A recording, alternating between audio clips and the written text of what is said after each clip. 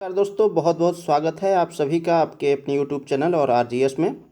और हमेशा की तरह आज भी हाजिर हैं आप सबके बीच बहुत ही इम्पोर्टेंट मुद्दे को लेकर के। तो अभी खबर है, डोनाल्ड ट्रम्प जब से राष्ट्रपति बने हैं तब से सुर्खियों में बने हैं और फिर से उन्होंने एक बयान जारी किया है। उसमें उन्होंने कहा कि विश्व में जो परमाणु हथियार हैं उसका जो बढ़ता चलन है उसे रोका जाए। और वो उनका कहना है कि हम जो है रोनाल्ड रीगन की परंपरा को फॉलो अप कर रहे हैं। तो चलिए देखते हैं क्या है सुर्खियां। और अभी जो है भारत, पाकिस्तान और चीन के परमाणु हथियारों को लेकर के अमेरिका काफ़ी चिंतित है। और अमेरिकी राष्ट्रपति डोनाल्ड ट्रंप चाहते हैं कि एशिया में परमाणु हथियारों की दौड़ कम हो। तो ये प्रमुख सुर्खियां हैं। ठीक है, तो आगे बढ़ते हैं। और आगे बढ़ने से पहले यदि आप चैनल पर नए हैं तो चैनल को सब्सक्राइब कर लें और साथ ही साथ अन्य लोगों तक भी शेयर करें। तो बात करें अभी इसके लिए, वो जो है डोनाल्ड ट्रंप जी रूस, चीन के साथ साथ भारत और पाकिस्तान जैसे देशों के साथ बातचीत करना चाहते हैं।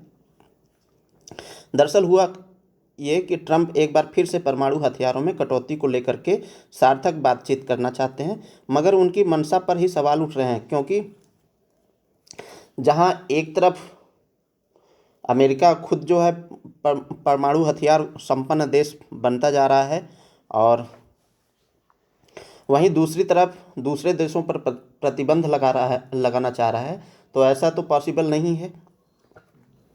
तो इसी को लेकर के एक्सपर्ट्स का मानना है कि जब अमेरिका और रूस जैसे बड़े देश ही हथियारों में कटौती नहीं कर रहे हैं तो चीन, भारत और पाकिस्तान से यह उम्मीद करना बेकार है।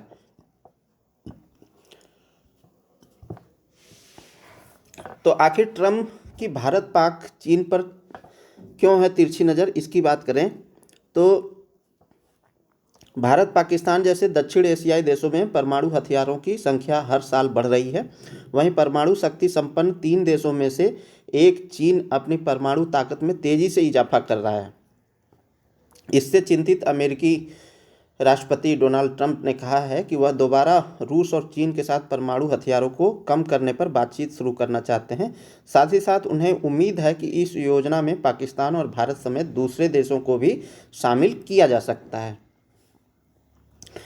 अमेरिका को चिंता है कि कहीं चीन उससे आगे न निकल जाए। रूस और अमेरिका के पास दुनिया में सबसे अधिक परमाणु हथियार हैं।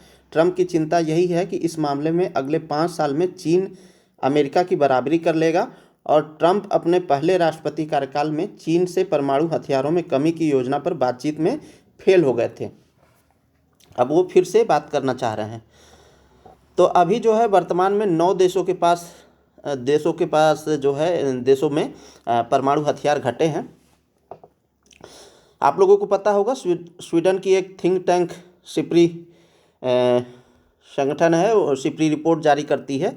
उसके तहत जो है 9 ऐसे परमाणु हथियार संपन्न देश हैं जिसमें अमेरिका, रूस, ब्रिटेन, फ्रांस, चीन और भारत, पाकिस्तान, उत्तरी कोरिया और इजराइल अपने परमाणु हथियारों के भंडार को लगातार मॉडर्न बना रहे हैं। और इन 9 देशों के पास कुल मिलाकर परमाणु हथियारों की संख्या कम होकर लगभग 12,121 हो गई है, जो 2023 में 12,512 थी। तो सिप्री की रिपोर्ट ये बताती है। अब चीन के परमाणु हथियारों में 22% की वृद्धि हुई है। ठीक है, भारत और पाकिस्तान के पड़ोसी और दुनिया की तीसरी सबसे बड़ी परमाणु शक्ति चीन के पास परमाणु हथियारों की संख्या में 22% इजाफे के साथ 410 वारहेड से बढ़कर 500 हो गई है। अमेरिका के रक्षा मंत्रालय का अनुमान है कि चीन के पास 2030 तक 1000 परमाणु हथियार हो जाएंगे। इसीलिए अमेरिका चिंतित है कि किस तरीके से एशिया पूर्व के देशों में परमाणु हथियार को रोका जाए। ठीक है, अब देखिए अमेरिका, रूस ने कितने परमाणु हथियार निकाले हैं। तो सिप्री की रिपोर्ट बताती है कि रूस और अमेरिका के पास दुनिया के कुल परमाणु हथियारों का 90% भंडार यहीं पर है। तो रूस और अमेरिका मिलकर के 90% हथियार रख रहे हैं पूरे विश्व में जितने भी परमाणु हथियार हैं। रूस और अमेरिका ने कुल मिलाकर के 2500 पुराने परमाणु हथियार अपने भंडार में से निकाल दिए हैं और वो धीरे धीरे उन्हें नष्ट कर रहे हैं। 1986 में दुनिया भर में परमाणु हथियारों की संख्या लगभग 70,000 थी, जो अब कम हुई है। चलिए बात करें दक्षिण अफ्रीका।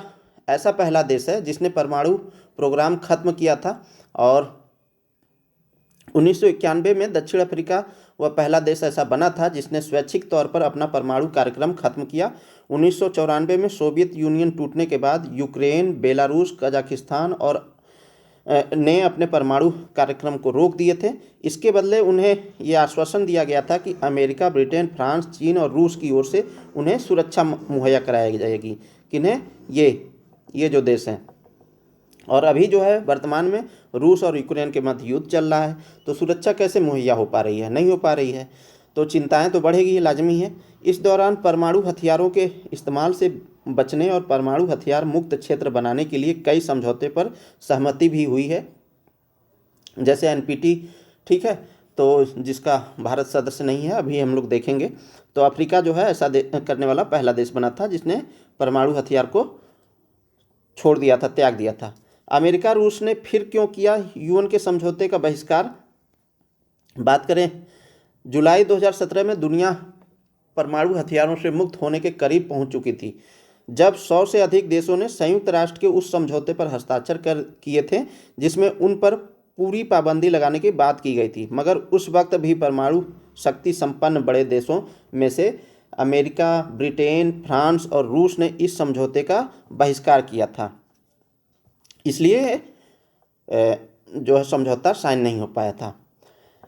चीन के इसके पक्ष में क्या कहना है? तो चीन का कहना है कि पहले अमेरिका उठाए कदम, फिर हम देखेंगे।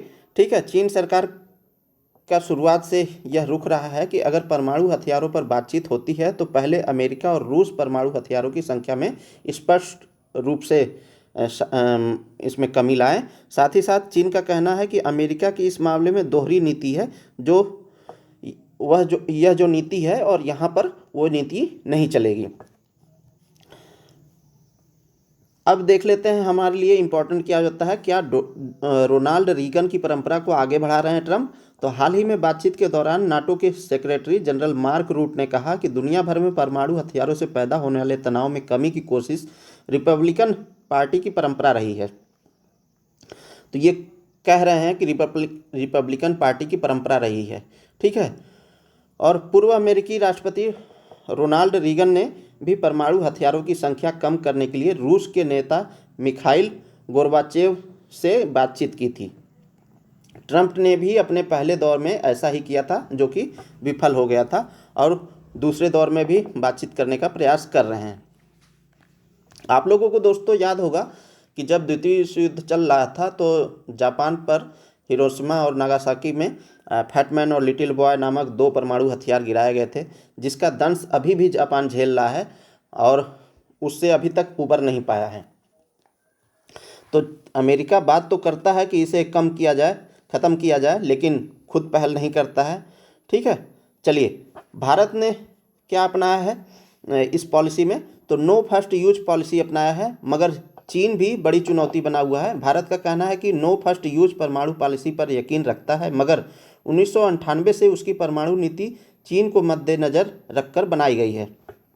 अगर भारत की परमाणु रणनीति ने चीनी विस्तार पर प्रतिक्रिया दी तो इसका असर न केवल पाकिस्तान की परमाणु क्षमता बल्कि भारत प्रशांत सुरक्षा और अंतर्राष्ट्रीय परमाणु राजनीति पर भी होगा। जिस तरह से चीन प्रशांत सागर और चीन सागर में अपना दबदबा कायम कर रहा है, उसे देखते हुए भारत कतई अपने परमाणु हथियारों में कटौती नहीं करेगा। अब यहाँ पर देखिए, भारत कहता है नो फर्स्ट यूज पॉलिसी। तो क्या जब कोई परमाणु हथियार भारत पर गिर जाएगा तो क्या भारत यूज करने लायक रहेगा या नहीं रहेगा? ये भी सोचने का विषय है। अब देख लेते हैं हम लोग एनपीटी के बारे में, परमाणु अप्रसार संधि के बारे में। तो एनपीटी एक अंतर्राष्ट्रीय संधि है जिसका उद्देश्य परमाणु हथियार और हथियार प्रौद्योगिकी के प्रसार को रोकना था, परमाणु ऊर्जा के शांतिपूर्ण उपयोग को बढ़ावा देना और निरस्त्रीकरण के लक्ष्य को आगे बढ़ाना है। इस पर वर्ष 1968 में हस्ताक्षर किया गया था और यह वर्ष 1970 से प्रवर्तित हुआ। लागू हुआ।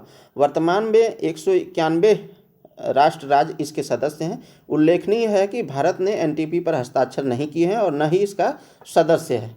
साथ ही साथ भारत के परमाणु विकास की पृष्ठभूमि देखें तो ऐतिहासिक पृष्ठभूमि की बात करें तो भारत परमाणु कार्यक्रम 1940 के दशक के उत्तरार्ध में होमी जे भाभा जहांगीर भाभा के मार्गदर्शन में शुरू किया गया था। भारत द्वारा पहला परमाणु परीक्षण मई 1974 में किया गया था। भारत ने सैन्य उद्देश्यों के लिए परमाणु ऊर्जा का उपयोग करने की अपनी क्षमता का प्रदर्शन करते हुए मई 1998 में कई परमाणु परीक्षण किए थे। वर्ष 1998 के परीक्षणों के बाद भारत ने परमाणु हथियारों के नो फर्स्ट यूज के सिद्धांत को प्रतिपादित किया, जिसे औपचारिक रूप से जनवरी 2003 में अंगीकृत किया गया। इसके तहत कहा गया कि भारतीय क्षेत्र पर अथवा कहीं भी भारतीय सैन्य बलों पर परमाणु हमले के जवाब में ही परमाणु हथियार का इस्तेमाल किया जाएगा। प्रमुख बाधा भी है भारत के सामने, जैसे शीत युद्ध की समाप्ति के तुरंत बाद अमेरिका ने भारत के परमाणु एवं मिसाइल कार्यक्रमों को बंद कराने का प्रयास किया था, जिसने भारत में गंभीर चिंता उत्पन्न की थी। मई 1998 में परमाणु परीक्षणों के बाद भारत को अमेरिका के आर्थिक प्रतिबंधों का भी सामना करना पड़ा था और अभी भी जो यूएस गवर्नमेंट है वो बहुत सारे प्रतिबंध लगा रही है, टैरिफ लगा रही है। तो आप इसे भी जोड़ करके देख सकते हैं, प्रेजेंट सिनेरियो को भी आप जोड़ सकते हैं इससे। भारत और अमेरिका परमाणु समझौता पर बात करें तो अनुबंधों के कुछ वर्ष बाद जो है वर्ष 2005 में ऐतिहासिक भारत अमेरिकी असैन्य परमाणु